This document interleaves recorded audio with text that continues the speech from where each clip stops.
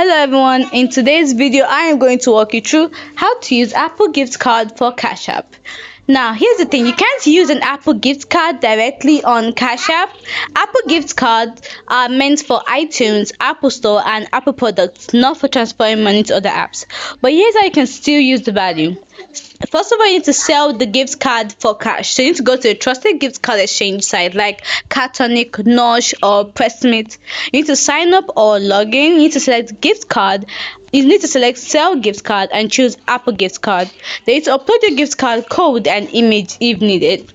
Your money will be sent to your bank or wallet once it's verified. So you can transfer to the Cash app. We need to open the Cash app, tap the balance, that is the dollar icon, and select add cash. Enter the amount you got from selling the gift card and then confirm the transfer.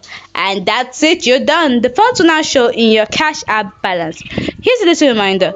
Use only legit platforms to avoid scams, and double check the card is valid before selling. Hope you found this video helpful. If you did, don't forget to like, subscribe and comment down below. Thanks for watching.